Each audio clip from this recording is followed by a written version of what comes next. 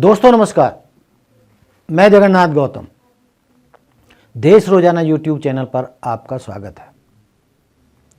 दोस्तों, आजकल जो एक नई चर्चा छिड़ी है वो चर्चा है राहुल गांधी की भारत जोड़ो न्याय यात्रा।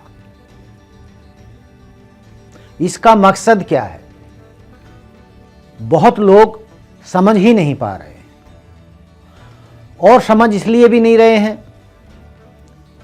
कि गोदी मीडिया लगातार भ्रामक प्रचार कर रहा है। वो राहुल गांधी की भारत जोड़ो न्याय यात्रा पार्ट 2 को ध्वस्त करना चाहता है, उसमें भ्रम फैलाकर उसके खिलाफ अभियान चलाना चाहता है। लेकिन शायद गोदी मीडिया और किसी हद तक एक सोशल मीडिया का भी बड़ा हिस्सा अपने मकसद में कामयाब नहीं हो पाएगा। दोस्तों, गोदी मीडिया और सोशल मीडिया के भी एक बहुत बड़े तबके ने अपने आकाओं के निर्देश पर यह मन बना लिया है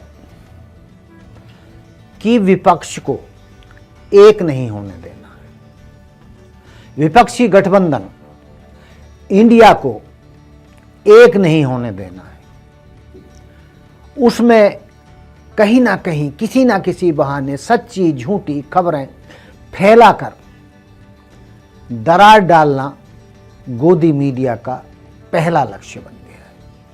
और ऐसा कर वो अपने मन से कर रहा है या उसको ऐसा करने के अपने आकाओं से निर्देश मिले हैं, ये बात अलग है।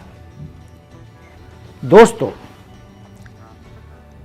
ये पहले ही साफ हो चुका है कि विपक्ष में कौन पीएम फेस होगा, इस पर कोई रार ही नहीं, कोई झगड़ा ही नहीं। विपक्षी गठबंधन का लक्ष्य इंडिया गठबंधन का संयोजक कौन बनेगा, ये मुद्दा ही नहीं है। मुद्दा तो बहुत बड़ा है, इंडिया गठबंधन का भी और राहुल की भारत जोड़ो यात्रा पार्ट 2 का भी। दरअसल ये जो वर्तमान में जो सियासी जंग चल रही है, जो भारत में सियासी जंग छिड़ी हुई है, वो दो धाराओं की है। आप पिछले कई वर्षों से जो भारत की राजनीति को देख रहे हो, वहां पर देश एक पार्टी रूल की तरफ बढ़ता नजर आ रहा है। वहां पर देश वन मैन शो की राजनीति की तरफ बढ़ता आ रहा है। यदि आप ना समझ पा रहे हो तो मैं इसे थोड़ा और क्लियर कर दूं कि भारत का जो लोकतंत्र है वो है जो बाबा साहब के अंबेडकर साहब के संविधान में है, जो उन्होंने लिखा, जिस पर देश कई दशकों से चल रहा है, लोकतंत्र को बचा रहा है, लोकतंत्र को मजबूत कर रहा है। लेकिन पिछले कुछ वर्षों से जो राजनीतिक स्थिति देश में बनी है, दोस्तों, वो बनी है जिस तरीके से देश को चीन या चाइना के प्रेसिडेंट जिनपिंग चला रहे हैं। जिनपिंग ही पार्टी है, चीन की सत्ताधारी पार्टी है, वही विपक्ष है, वही पक्ष है, वही संविधान है। वन मैन शो चाइना में है, वहां आजाद मीडिया नहीं है, वहां आजाद नागरिक नहीं है, वहां कोई नागरिक सरकार के खिलाफ मुंह खोल नहीं सकता। जैसे हमारे भारत में स्वतंत्र व्यवस्था है, हम सब आज़ाद हैं, हम किसी के खिलाफ भी बोल सकते हैं। हमें लोकतंत्र में अधिकार है कि हम प्रधानमंत्री के भी खिलाफ बोल सकते हैं, राष्ट्रपति के खिलाफ भी बोल सकते हैं, मंत्रियों के खिलाफ भी बोल सकते हैं, विधायक के खिलाफ भी बोल सकते हैं, सांसद के खिलाफ भी बोल सकते हैं। और जो लाल फीताशाही है वो भी गलत काम करती है तो उसके खिलाफ भी आवाज़ उठाते हैं और उठाते रहते हैं। लेकिन जो चीन की व्यवस्था है वहाँ जिनपिंग के खिलाफ कोई नहीं बोल सकता, सरकार के खिलाफ कोई नहीं बोल सकता। मीडिया वहाँ सरकार के खिलाफ न बोल सकता है, न उसे सलाह दे सकता है, न उसको ये बता सकता है कि सरकार ये गलत कर रही है। दूसरा उदाहरण रसिया का। वहां पुतिन जो है राजनीति के हिसाब वन मैन शो है। वो ही राष्ट्रपति हैं, वो ही पार्टी हैं, वो ही संविधान है, वो ही सेनापति हैं, वो ही सब कुछ है। एक आदमी के इशारे पर चीन में और रूस में देश चलता है। वहाँ मीडिया आज़ाद नहीं है, वहाँ नागरिकों को बोलने की आज़ादी नहीं है, वहाँ सरकार के खिलाफ आंदोलन करने की आज़ादी नहीं है, वहाँ पर लोकतांत्रिक व्यवस्था नहीं है। वहाँ जो भी सरकार के खिलाफ मुँह खोलता है, जो पुतिन या जिनपिंग के खिलाफ मुँह खोलता है, वो गायब हो जाता है, वो समाप्त हो जाता है। वो इस दुनिया से भी उठ सकता है या उसका परमानेंट मुंह बंद कर दिया जाता है। तो हमारे देश में कुछ स्थितियां ऐसी ही बन रही हैं। मोदी जी कांग्रेस मुक्त भारत चाहते हैं, जबकि लोकतंत्र में होता नहीं है ऐसा। मोदी जी कांग्रेस मुक्त भारत चाहते हैं, मोदी जी विपक्ष मुक्त भारत चाहते हैं, मोदी जी आजाद मीडिया को पसंद नहीं करते हैं, आजाद मीडिया मुक्त भारत चाहते हैं। मोदी जी बाबा साहब के संविधान को संभवतया पसंद नहीं करते हैं, वो एक नया संविधान चाहते हैं। और मोदी जी जिस आरएसएस की पाठशाला में पढ़कर यहां तक पहुंचे हैं, आरएसएस, मोदी जी और भाजपा भारत के संविधान को, बाबा साहब के संविधान को बदलना चाहते हैं और मनुवाद को लाना चाहते हैं, जातिवाद को लाना चाहते हैं, जहां पर मुट्ठी भर ताकतवर वो जातियां, वो समूह जो सैकड़ों वर्षों से भारत पर राज करती रही हैं, भारत संविधान को, भारत की जनता को अपनी उंगलियों पर नचाती रही हैं, जहां वो वर्णवाद, जातिवाद का नंगा नाच करके 85% जनता को दबाती रही हैं, ऐसे ही मनुवाद को मोदी जी, भाजपा और आरएसएस देश की जनता पर थोपना चाहते हैं। इसके विपरीत जो राहुल गांधी की जो ये यात्रा है, ये समूचे विपक्ष को इकट्ठा करने के लिए है। कांग्रेस की वोट बैंक बढ़ाने के लिए नहीं है, कांग्रेस को ज्यादा सीटें जिताने के लिए नहीं है। ये समूचे विपक्ष को भाजपा के खिलाफ खड़ा करके व्यवस्था परिवर्तन की यात्रा है। ये जो यात्रा है बाबा साहब के संविधान को बचाने की यात्रा है। ये जो राहुल गांधी की यात्रा है असली लोकतंत्र को बचाने की यात्रा है। ये जो यात्रा है मीडिया की आजादी को बचाए रखने की यात्रा है। ये जो यात्रा है पूरे देश में मोहब्बत फैलाकर पूरे देश को एक पेज पर लाने और लोकतंत्र के सामने जो संभावित खतरे दिखाई दे रहे हैं उनसे बचाने के लिए यात्रा है। ये जो गोदी मीडिया और सोशल मीडिया का भी एक जो बड़ा हिस्सा है, जो उल्टी सीधी बातें अभी से यात्रा शुरू भी नहीं हुई है कर रहा है, वो बहुत खतरे वाली बात है। इन खतरों से ही बचाने के लिए राहुल गांधी की ये यात्रा है। मैं एक बात और बता देना चाहता हूं, जो मोदी या गोदी मीडिया देश की जनता को गुमराह कर रहा है, वो ये है कि ये जो यात्रा है राहुल गांधी की न्याय यात्रा, जो 358 सीटों वाले राज्यों से होकर गुजरेगी, उन राज्यों से गुजरेगी जहां पर 358 लोकसभा की सीटें हैं,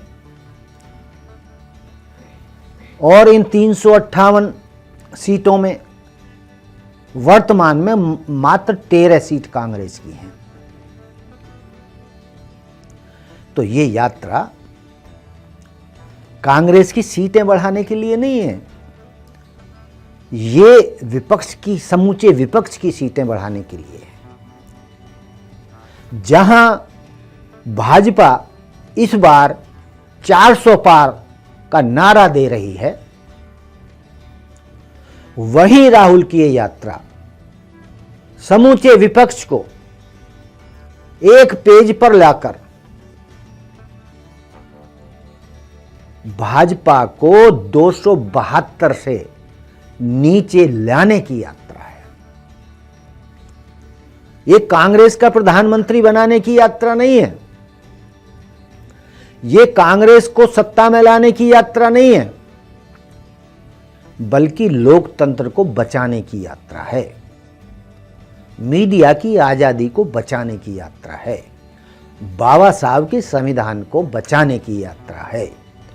और मैं एक बात और आपके सामने साझा करना चाहता हूं कि ये जो समय समय पर गोदी मीडिया विपक्षी गठबंधन में या विपक्षी दलों में भ्रम फैलाने की स्थिति फैला रहा है कि उनमें मतभेद हैं, इंडिया गठबंधन अब टूटा तब टूटा, इसको छोड़कर वो जा रहा है, इंडिया गठबंधन के खिलाफ वो बोल रहा है, वो कांग्रेस के खिलाफ बोल रहा है, वो उसके खिलाफ बोल रहा है। हकीकत में ऐसा कुछ है नहीं। हकीकत तो ये है कि भाजपा इंडिया गठबंधन या विपक्षी दलों की एकता से घबरा गई है। राहुल गांधी की इस यात्रा से घबरा गई है, इसीलिए वो मंदिर का सहारा लेकर, राम मंदिर का सहारा लेकर और लंबा अभियान चलाकर, महीनों इसको धर्म के आधार पर जनता के दिलों में विपक्ष के खिलाफ माहौल बनाना चाहती है। जबकि भगवान राम सबके हैं, राम मंदिर हर एक कोई चाहता बनना चाहिए और वो बन गया।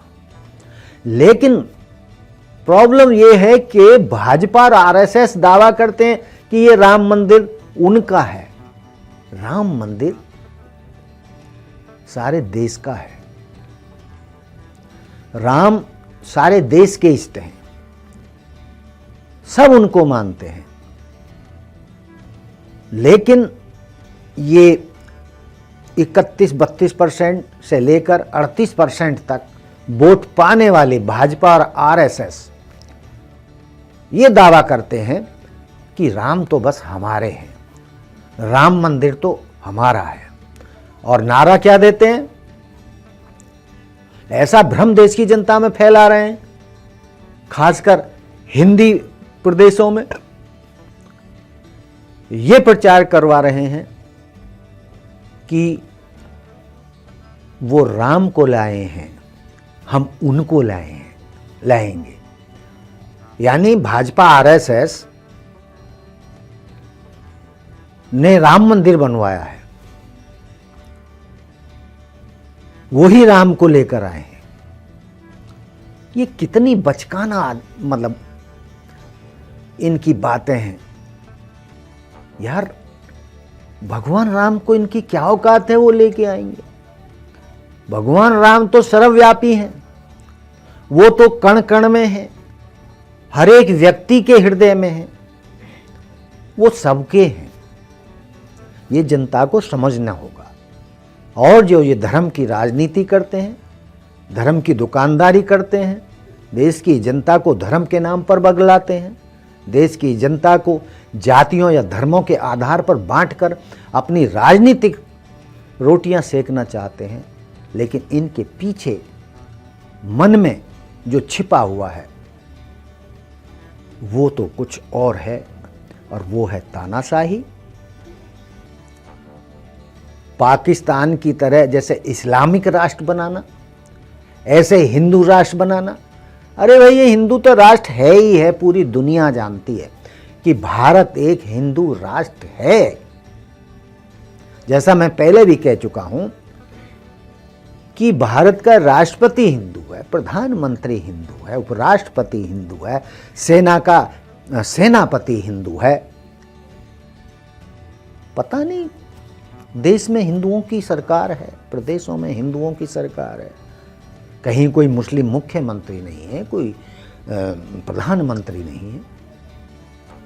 तो ये जो बहकाने का काम कर रहे हैं जनता को, असली मुद्दों से दरअसल उनका ध्यान भटकाकर अपनी राजनीतिक रोटियां सेकने का काम करते हैं। तो देश की जनता को ये बहुत ही ध्यान से समझना होगा कि धर्म एक अलग चीज है, राम मंदिर एक अलग चीज है, लेकिन भारत का संविधान, लोकतंत्र, मीडिया की आज़ादी और हमारे देश की समस्याएं, बेरोजगारी, गरीबी, शिक्षा, स्वास्थ्य जैसी समस्याओं का समाधान एक अलग मुद्दा है। इसका धार्मिक मुद्दों से कोई लेना देना नहीं है। तो दोस्तों, ये था मेरा आज का मुद्दा कि राहुल गांधी की जो यात्रा है उसका मकसद क्या है। ये देश की जनता को समझना चाहिए, जैसे हम कह रहे हैं या जैसे राहुल गांधी कहते हैं। जो गोदी मीडिया कहता है उसके नजरिए से ना तो आप राहुल गांधी की यात्रा को देखें, ना ही कि वो कांग्रेस के लिए काम कर रहे हैं उस नजरिए से देखें, बल्कि वो समूचे विपक्ष को सत्ता में लौटाने के लिए काम कर रहे हैं। वो समूचे राष्ट्र को सही धारा में लाने के लिए काम कर रहे हैं। वो समूचे देश में बाबा साहब के संविधान को बचाने के लिए यात्रा कर रहे हैं। वो लोकतंत्र को बचाने की यात्रा कर रहे हैं। वो भारत की चौथा स्तंभ मीडिया या प्रेस जिसे कहा जाता है, उसकी आज़ादी को बचाने की यात्रा कर रहे हैं। तो ये महज एक नेता की यात्रा नहीं है, ये एक समूचे राष्ट्र के में परिवर्तन की यात्रा है। तो दोस्तों, पूरे देश की जनता को राहुल गांधी की यात्रा के असली मकसद को समझकर उनका साथ देना होगा। पूरे विपक्षी गठबंधन इंडिया के में शामिल सभी दलों को राहुल गांधी के मर्म को और उनके उद्देश्य को राजनीति से भी उठकर देखना होगा, और देश के संयुक्त विपक्ष को भी राहुल गांधी के असली उद्देश्य को समझकर उनका साथ देना होगा। वरना अभी नहीं तो कभी नहीं, और हो सकता है कि इस बार भी यदि विपक्ष ने चूक की और 60 से 69% तक जो भाजपा के खिलाफ वोटर हैं, जो विपक्ष को वोट देते हैं 60 से 70% के बीच में, उनको एक मंच पर आकर वोट करना होगा।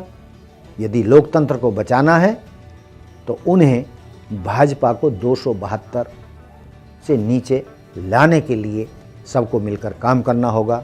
तो दोस्तों, ये था मेरा मुद्दा कि राहुल गांधी की यात्रा का असली मकसद क्या है, जिसे देश भी समझे, सारे दल भी समझें और हर पार्टी के समर्थक भी समझें। तभी बात बनेगी, तभी व्यवस्था परिवर्तन होगा और जो एक गलत दिशा में देश जाता दिख रहा है तभी वो वापस लौट पाएगा। दोस्तों, इसी के साथ मेरे ये आज का मुद्दा समाप्त होता है। जय हिंद, जय भारत, जय संविधान, नमस्कार।